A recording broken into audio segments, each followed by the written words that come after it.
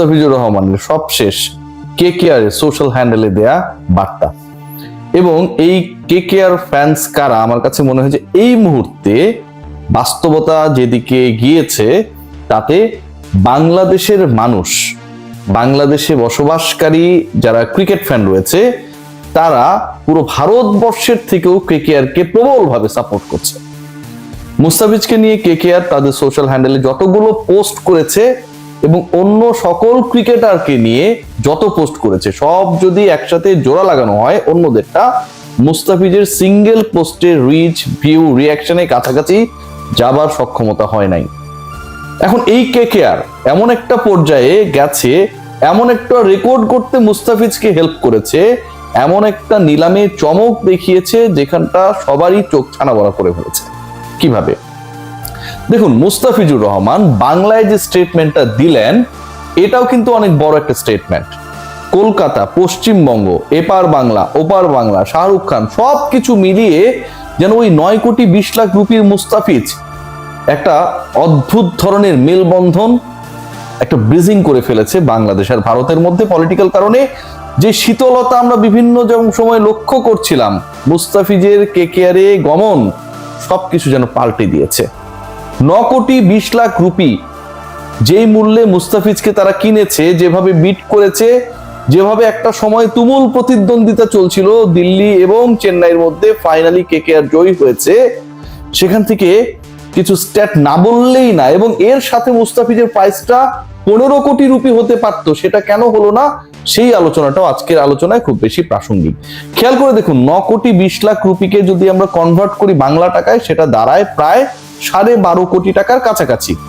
Mustafiz play অফের হিসাব যদি আমরা বাদ দেই, সেখানকার বাদ দিলে টোটাল খেলবে 14টা ম্যাচ। 14টা ম্যাচে মুস্তাফিজের অ্যাপিয়ারেন্সকে যদি আমরা কমন ধরে নেই, এই 14 ম্যাচের জন্য তাকে পে করা হবে 12.5 কোটি রুপি প্লাস এটার সাথে টিএডিএ, বিভিন্ন allowance, performance bonus, man of the match কিংবা থাকে না অনেক কিছু অ্যাড করলে সেটা প্রায় 14 কোটি রুপির কাছাকাছি চলে যাবে। প্রতি ম্যাচে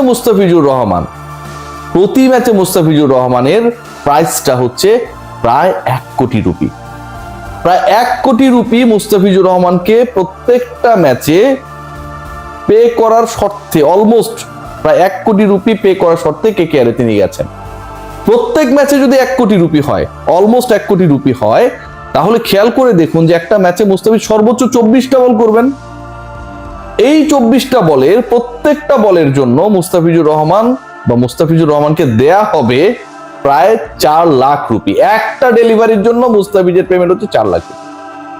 মুস্তাফিজুর রহমান যে রেকর্ড ব্রেক করেছেন শুধু না, সেই রেকর্ড ব্রেক করে ক্ষুদ্র ক্ষুদ্র অংশে যখন এটাকে ভাগ করা হচ্ছে, এককে ভাগ করা হচ্ছে, তখন একদম চোখ কপালে ওঠার অবস্থা। কতটা ইফেক্টিভ তিনি সোশ্যাল মিডিয়ায়, কতটা ইফেক্টিভ তিনি পারফরম্যান্সে, সেটা কেকেআর আজকে বুঝে গেছে। পুরো বছরে 20 ম্যাচ খেলে 26 উইকেট ন্যাশনাল টিমের হয়ে, আইএল টি20তে অসাধারণ খেলছেন। লাস্ট যে আইপিএলটা হয়েছে সেখানটায় 3 ম্যাচে 4 উইকেট নিয়েছেন, এক ম্যাচেই 3 উইকেট নিয়েছেন, একটা ম্যাচে উইকেট পাননি, সবচেয়ে ইকোনমিক্যাল ছিলেন। তার আগের আইপিএলে 9 ম্যাচে 14 উইকেট নিয়েছিলেন। And Mustafizur Rahman probably the best and the consistent performer in the bowling unit of Bangladesh. আজকে মুস্তাফিজের এই প্রাইসটা আরো হাই হতে পারতো। মুস্তাফিজ 15 কোটি রুপির কাছাকাছি যেতে পারতেন। পাথিরানাকে যেই প্রাইজে নেওয়া হয়েছিল, মুস্তাফিজ সেই প্রাইজের কাছাকাছি যেতে পারতেন। আমি জানি যে আপনারা এই আলোচনাটা যদি শোনেন তাহলে বুঝতে পারবেন। খেয়াল করে দেখুন, 2টা কারণে আসলে এই ঘটনাটা ঘটেনি, এবং প্রথম যে কারণটা, সেটার জন্য বাংলাদেশ ক্রিকেট বোর্ড ডিরেক্টলি দায়ী, একদম ডিরেক্টলি দায়ী। খেয়াল করে দেখুন যে রিয়াসাত আজিম সবসময় নেগেটিভ আলোচনা করে, কিন্তু এখানে নেগেটিভিটির জায়গাটা কোথায়? 7 জন ক্রিকেটার, যার মধ্যে 2 জন ক্রিকেটারকে নিলামে তোলা হয়েছে, বাকি 5 জনকে তোলাই হয় নাই। বাংলাদেশ ক্রিকেট এই 7 জন ক্রিকেটারের মধ্যে 6 জন ক্রিকেটারের বেলায় বলে দিল যে তাদেরকে ফুল আইপিএল খেলার জন্য এনওসি দেওয়া হবে না, বাংলাদেশের হয়ে তাদেরকে ব্যাক করতে হবে তাদের কমিটমেন্টের কারণে, এবং 6টা ম্যাচ খেলতে হবে নিউজিল্যান্ডের বিপক্ষে। যেন বাংলাদেশের যেই 6 জন ক্রিকেটারকে এনওসি ফুল সিজনের জন্য না দেওয়ার ডিসিশন নিল ক্রিকেট অপারেশন রাসেল আবিদিন ফাহিমের, মানে যেই ডিপার্টমেন্টের দায়িত্ব সেই ডিপার্টমেন্ট, যেন প্রত্যেকেই আসলে আইপিএলে সোল্ড আউট হয়ে যেতেন। প্রত্যেককেই যদি এনওসি দেওয়া হতো ফুল সিজনের জন্য, প্রত্যেককেই আইপিএলে 10 দল কারাকারি করে নিয়ে নিত। ভাই, আইপিএল আমাদের একটা মুস্তাফিজ খেলবে, এটার আনন্দেই তো আমরা বাঁচি না। সেই জায়গায় বাকিদেরকেও এবং মোস্তাফিজকে যেভাবে ঠিক আইপিএল এর আগ মুহূর্তে রেস্ট্রিক্টেড করা হলো, এটা টোটালি আনপ্রফেশনাল। বাংলাদেশে যখন যে ওই চেয়ারটায় যায় তারা ওই কাজটা করে, এবং এই কাজটা করার ফলটা কি হয় জানেন? এই যে সেট বি তে চলে গেছেন, সেকেন্ড সেটে চলে গেছেন, প্রথম সেটে যদি তিনি থাকতেন যেখানটা অন্য ক্রিকেটাররা প্রায় 18 কোটি 20 কোটি রুপিতে বিক্রি হয়েছে, যখন প্রথম সেটের ক্রিকেটাররা তুলনামূলকভাবে বেশি দরে শুধু বিক্রি হন নাই, তাদেরকে নেয়ার ক্ষেত্রে দলগুলো এমন কিছু খেলা খেলেছে, কারণ তাদের ঝুলিতে তখন টাকা ছিল, অর্থ ছিল। এই কলকাতায় তো 64.30 কোটি রুপি নিয়ে নেমেছিল, চেন্নাইয়ের ঝুলিতে শুরুতেই ছিল হচ্ছে 43, 44, 45 কোটি রুপির কাছাকাছি। সো ওই সময়টা যদি প্রথমের দিকে যদি মুস্তাফিজ থাকতেন, এটা তো ওই দলগুলোর ইনপুটস থাকে যে দলগুলো বিডিং করে যে আসলে প্রথম সেট দ্বিতীয় সেটে কাকে ডাকা উচিত বা উচিত না, তাহলে তার প্রাইসটা আরো হাই হতে পারতো না?